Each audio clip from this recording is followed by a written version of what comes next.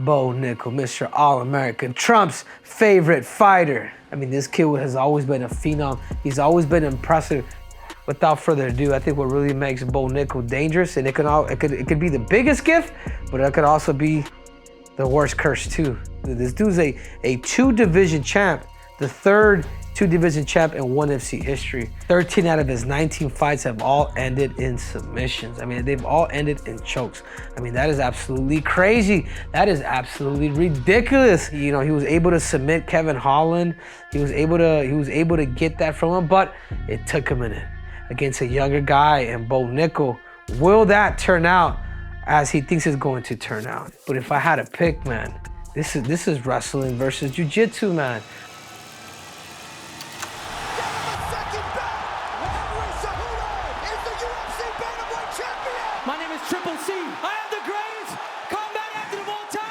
What's up, everybody? Welcome to this episode of Tell the Tape. I'm your host, Henry Cejudo, aka Triple C. And on today's episode of Tell the Tape, I'm going to be breaking down, that's right, the phenom, the newcomer. I'm talking about Bo Nickal versus Reinier de Ridder, the two-time ONE championship from middleweight to light heavyweight. Who is it that's going to take this fight? This episode is brought to you by the one and only F3 Energy. It's not just energy, it's fuel, it's focus until I am damn finished. You guys make sure to go to f3energy.com or go to your local vitamin shop because F3 is out nationwide. Here we have it, guys. Bo Nickal, 7-0. I tell you what, guys, this guy, we've seen this guy kind of grow up and come up in the UFC from the contenders to, you know, fighting some of the elite competition in the UFC against Reinier de Ridder, 19-2. I mean, 2 KOs for Bo Nickal, 1 decision and 4 submissions. I mean, he's only gone 1 decision against a guy who recently just beat, against a guy who has a win over the light heavyweight champ in Paul Craig. Pretty impressive.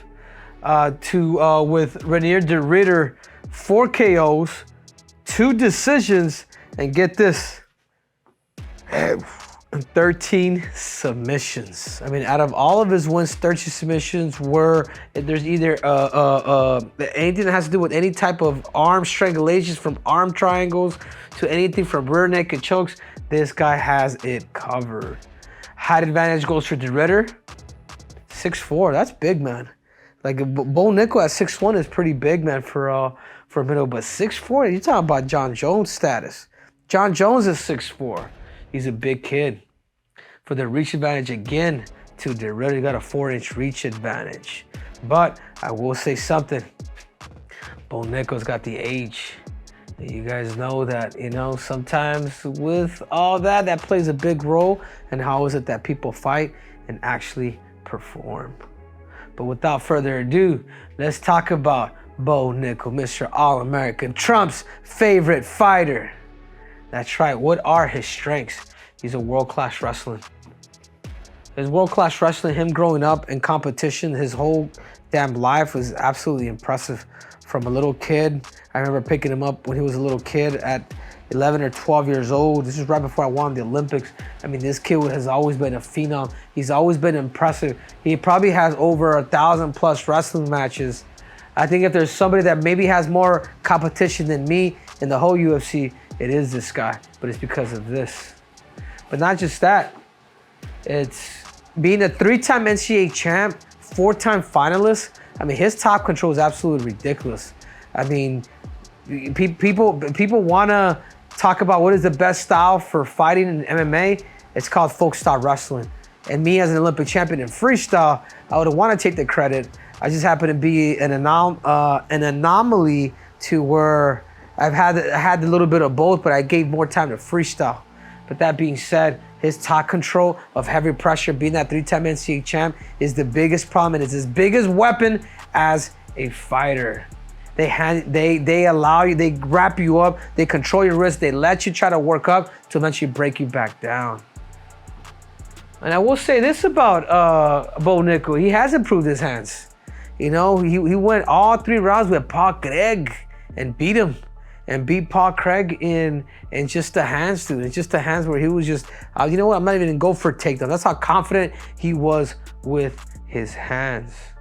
But without further ado, I think what really makes Bo Nickal dangerous, and it could be the biggest gift, but it could also be the worst curse too, is he's got supreme confidence. I mean, he hasn't fought the who's just yet, but he is a star in the making. Is he a star yet? No, not yet. He's popular, but you have to earn that.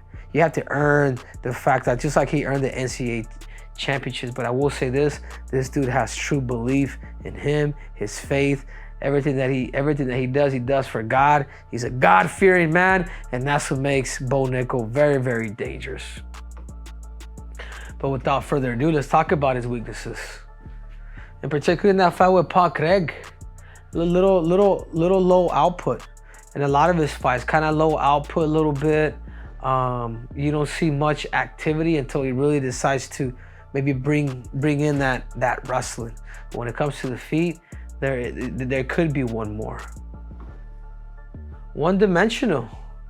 I mean, this is my producer right here. His name's Dylan Rush. Is he one-dimensional? No, I still feel like he's still growing. And again, this was all at, I think it's Rush at MMA, but Dylan Rush decided to put this, but I am here to fight with him and say he is still growing. Footwork. Does he have the right amount of time to really understand the balance and the movement and the agility against the elite of the elite? Has he fought a guy like Robert Whittaker? How is he guys that are very problematic with movement? So it's not just his footwork, but could he cut off the cage with guys that have very, very problematic footwork? And again, I go back to think of guys like Robert Whittaker, Israel Adesanya, and yeah, the level of competition. He did beat Paul Craig, but that's about the only guy that I can be like, all right, man, that's. But he does have the lack of competition right now for him, because obviously he's still growing. I would have loved to have seen Bo Nickal like get into UFC when he's like maybe like 10-0, and just stick to the LFA, stick to a lot of these different organizations, and just dominate, and then boom, stick him to the UFC and then make him work up. Like he's like his. I mean, I signed with the UFC when I was 6-0, and that's pretty short. But this dude signed with the UFC when he was pretty much 1-0. You know, he had one side outside the UFC, got into Contenders, and ever since then, he's been in the UFC.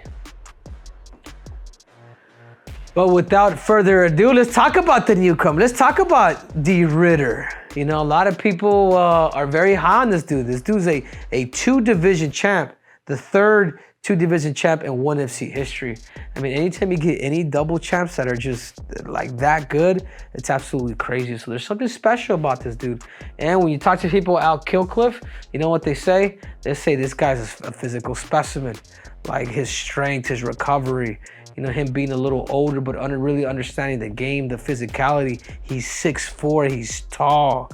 I mean, these guys call him the little giant, like legit.